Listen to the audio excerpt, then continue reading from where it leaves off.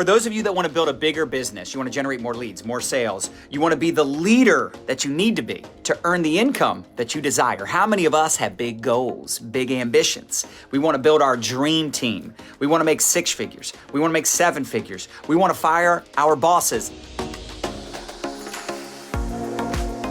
If you want to grow your business and you want to grow your bank account, what do you got to grow first?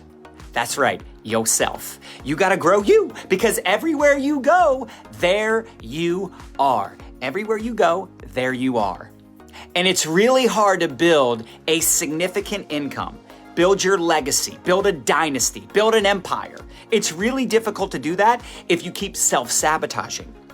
If you keep getting caught up in analysis paralysis, if you got that stinking thinking. How many of us are a little bit guilty of stinking thinking, right? Sometimes we ride the struggle bus. We always say you got to embrace the suck. I think we can all agree that sometimes we are our own worst enemy, right? We get in our own way. We overthink things. We get caught up in compare-itis. We compare our chapter 4 to someone else's chapter 14. How many of us know what I'm talking about, right? You get frustrated. I want you to exchange frustration for fascination. Instead of being bitter, I want you to get better. Work on you. Look, everything that you do in this type of business, the good and the bad, the results and the lack thereof, it's your fault. In my first year, because I've been in network marketing for over 20 years now, for those of you that know my story, I got started, I was broke, busted, and disgusted, had no background in business, no business being in business.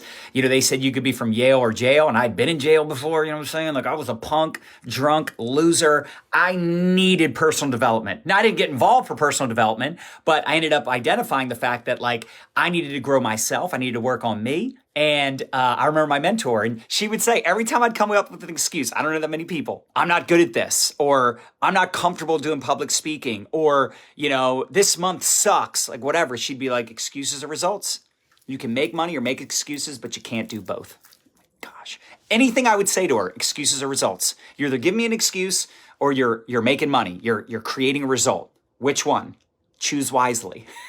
It's like, okay. So the more she communicated that, and the more I worked on myself, and the more I heard success stories, and I realized like I was my own worst enemy.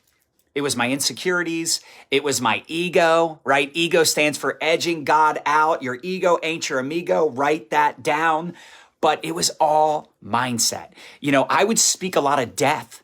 How many of us ever heard life and death is in the tongue, right? The good book says life and death is in the tongue. So you have to be very careful what you think about, and even more so careful what you speak about, because that's what you bring about. The very first book that used to be encouraged all the time, and it's not encouraged like it used to be. It was that first book that like rocked my world. Think and Grow Rich, Thoughts Are Things. I would recommend all of you download that on Audible. It's an app where the narrator reads the book to you, right? I didn't read it. I'll be honest, I didn't read it. I've never really read a book from front to back, from cover to cover. I've always been a listener. So I listen to books. I listen to podcasts. I listen to stuff. That's how I consume, which also I used to feel like a loser. I felt like there was something wrong with me because I couldn't read a book. It's not that I couldn't read. It's that I'd read 10 pages, like they said, read 10 pages a day. And I would read 10 pages a day and I'd be like, what did I just read about? I like totally forgot. But if I listened or watched, I would absorb the information way more. And it was just so impactful, right? Because so many of us speak death over ourselves, over our spouse, over our kids. You know, you hear these people say like, oh, you know, my team is dead, right? Oh gosh, I don't even like saying that. Ugh, take that out. Like they're literally speaking death over their own team. Or they de-edify their own husband. They literally talk smack about their spouse, their wife, their kids. They talk badly about, you know, their own body. They talk bad about themselves. They self-shame themselves. They don't like the way they look. They don't like their teeth. They don't like their smile. They don't like their hair. They don't like their whatever it is, right? And, you know, it really is a matter of, you know, just having gratitude and having a perspective, because I want you to look at it like this. At least you have a team. Right? Somebody says, my team isn't doing anything. Well, at least you have a team. There's people out there that have a team of none, or they have a team of one. They have themselves, right? There's people out there that, you know, look, I love the what's the saying? How's it go? I felt bad for the man with no shoes until I met a man with no feet. So it's just a matter of changing up your perspective. It's a matter of looking at things differently. As Tony Robbins says, change your perspective, change your life. Instead of having frustration and, being discouraged, be encouraged and be grateful. So I really want you to understand what you have your hands on. And I need you to work on you because mindset is everything. But if you're constantly emotional and easily triggered, my upline did this and my downline did this and my spouse this and my kids are crazy and like you're always complaining. Be solution oriented. There's so many people that focus on the problems and the challenges. Like, okay, great. Did you think it was going to be easy? If someone told you it was easy, they lied or they were confused. How could anything worth anything be easy? Like I've been working out quite a bit the last several years and I don't have crazy results. I'm not that much stronger, but I tell you what, I went and had my annual tests done. And not only do I have less body fat, I have more bone density, more muscle. So it's just chipping away every day, chipping away. You get rejected all month long, chipping away. You're like a farmer, right? You're planting all these seeds. And then through your content, through your relationship building, through your marketing, you're watering the seeds you planted. I've got people joining me from weeks ago, months ago, and years ago. Why? Because I kept showing up, because I kept working on me. It's funny. People will invest all this money into home repairs, car repairs. They'll invest money into their backyard, their landscaping. They'll invest money, spend money, actually not even an investment. They'll spend money on different things that don't have an ROI, that don't pay dividends, that don't pay you back. Meanwhile, they won't invest in themselves. They won't buy the books. They won't spend the time. You're busy. Busy doing what? Busy being busy or busy getting rich? Busy getting wealthy? Like if you aren't where you want to be, you already know the deal. It's your fault. Now here's the good news. I got your back because I'm sharing the secrets. People don't talk about this enough. They don't talk about this enough. Thoughts are things. What you speak about, you bring about. You got to be very careful how you talk about yourself and how you show up in the world. And look, if things are meant to change, then you have to change. And a lot of you, it's you're spending time with energy vampires. These people are sucking the life out of you. And these could be people on your team. This could be friends, coworkers. You just got to tell them, shush. If you don't have a solution, I don't need your opinion. The fact is, you're probably going to suck at some things in the early days, but it's a matter of how you look at it. Like, plot twist. Oh, that person joined someone else's team and not mine. Plot twist. That customer canceled. Plot twist. The person that said they were going online right now to order the kit, they disappeared. It's like the freaking aliens abducted them. Plot twist. What can I learn from this? Because you're either growing or you're learning. You're either winning or you're learning. You're not really losing. Yes, we say we failed our way to the top. We failed forward. But really during the failure, when we were down here and we were struggling, baby, we were riding that struggle bus. How many of you were riding the struggle bus? When we were down here, we were learning things that we needed when we got up here. I love when a leader says to me, I've never had an upline like you before. I've never had an upline, period. I've never had someone in the trenches like you. I've never had someone so available like you. It's because I know what it's like to be the redheaded stepchild. All about the lessons, right? What do I need to learn at this stage in my business? What do I need to learn at this stage in my career? What do I got to learn at this stage, right? What can I do to get better and not be bitter? Right? Like, don't get frustrated, get fascinated. Be like, okay, I'm not on the leaderboard this month. But the people that are on the leaderboard, what are they doing? What are they saying? How are they showing up? How are they selling so much product? How are they outproducing me? What are they posting in their stories? What are they posting on Reels? How do they show up? Energy. Energy freaking matters. I can't tie everything I do into one word, but if you forced me to, you said, John, tell me, what's the one thing that made you a multimillionaire? Passion. My freaking energy level is always through the roof. I don't show up with low energy. I don't show up with low energy. Why? Because I need to be there for you. I'm showing up for you, for your team, for your network. And by the way, you might say, well, John, I'm not on your team. I know. You might be on some other team, some other company. I'm showing up for you. Why? Because it's important to me. It's important to me and it should be important to you. How are you showing up every day? How are you showing up for your kids? How are you showing up for your spouse? You go to work all day or you work your business all day and then at night, and listen, I get tired too, right? And sometimes you do got to chill. But if you use all your energy just for your business or use all your energy for your job, that's like soul sucking. soul crushing, right? And then you work your business and you have no energy. Like, that's a problem. So we got to get in state, as Tony Robbins says. We got to get in state. We got to get fired up. And sometimes it's just law of inertia. When I don't feel like working out, I'm like, all right, let me go work out for 15 minutes. 2 hours goes by and I got a full workout in. I don't feel like doing a video, but I'm like, let me do a video for 5 minutes. 45 minutes goes by. You guys know what I'm talking about. If you watch my videos, you know I can go a while. But I'm just saying, like, law of inertia. A body at rest tends to stay at rest, and a body in motion tends to stay in motion. You got to get into it. You don't find motivation. You don't find motivation. Motivation finds you. You got to show up. You got to start doing the do. But again, you got these limiting beliefs. You're self-sabotaging. You're speaking negative thoughts. It's bad enough to think a negative thought and say, am I good at this? Am I worthy of this? And by the way, I did all these things. This is why I can speak I'm reading your mail, aren't I? I can speak about this because I did this. I still do this sometimes.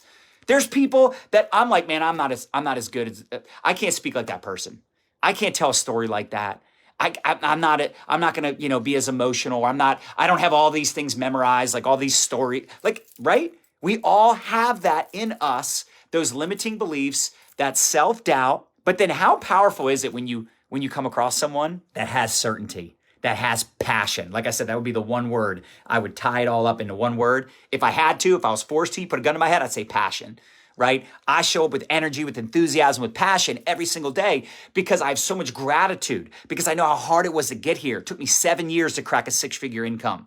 At the time, I wasn't excited about it taking that long, but once I got there, I understood. I'm okay with it taking 16 years to become a millionaire. I remember sitting in those seats for years and years and years. Now, truth be told, the seats I was in, the vehicle I was in was the wrong vehicle. I was in an old school, vehicle. You can't fly to the moon in a car. But I remember sitting there being like, what's wrong with me? What am I doing wrong? And it wasn't that I was necessarily doing something wrong. Maybe there were some stinking thinking was going on, maybe some limiting beliefs. But the truth was, and I was working my face off, right? I was hustling, I was doing all the things. But the truth was, like, I just didn't deserve it yet.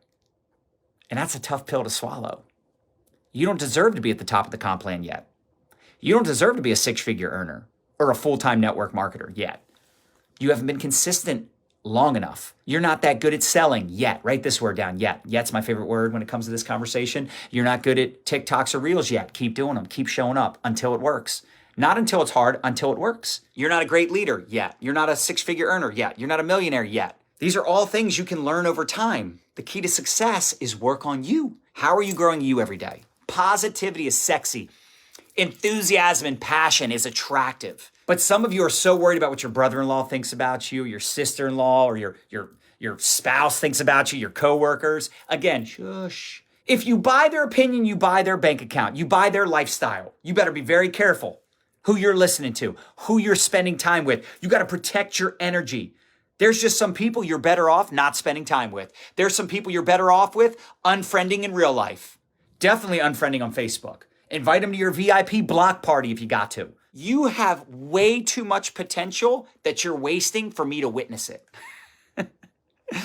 I can't witness it. I can't witness you wasting your potential on your stinking thinking, feeling sorry for yourself, instead of having gratitude for the life you've been given. It doesn't matter how much you're struggling. You're still not struggling as much as the person that's not here anymore. I know that sounds like kind of dark, but like, as long as you woke up this morning with your heart beating, breath in your lungs, you're still better off than the people that aren't here anymore. Put that in perspective. So ask yourself this, write this down. What is stealing your joy every day? What is stealing your energy? Abundance is also sexy, right? The reason you get frustrated with things because you're living in scarcity. It's very obvious when someone's living in scarcity because they're trying to maintain the same customers and maintain the same team, and they're in management mode, right? They're just trying to manage their people instead of focusing on growth. Listen, I love customer acquisition. I think it's the greatest reason. It's probably the main reason my business is where it is today. And we're doing millions a month in revenue.